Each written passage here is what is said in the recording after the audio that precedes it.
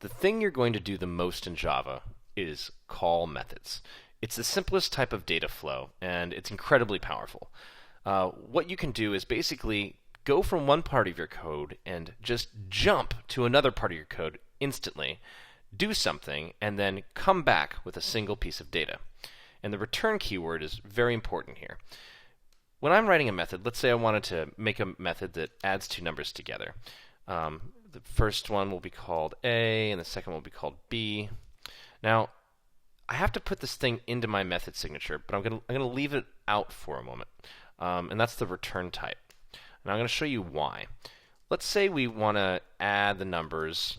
It's going to be red right now because I haven't finished my method signature on line 13. But let's say I wanted to add the numbers just, 15 and 7. What's going to happen when this piece of code on line 10 executes is it's going to jump from here all the way to 13.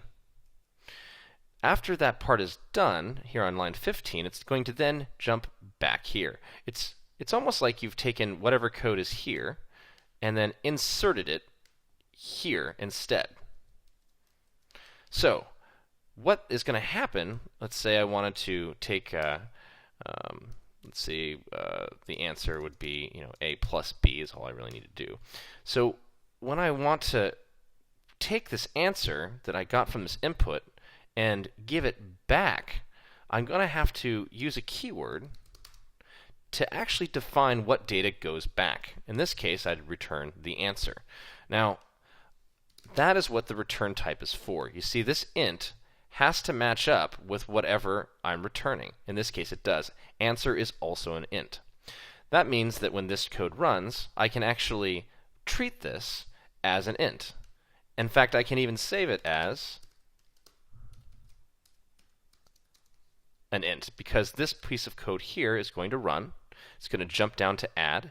Our return keyword is going to bring our data back all the way to my answer. You can pass as many parameters to a method as you want, but in the end, you can only return with one piece of data.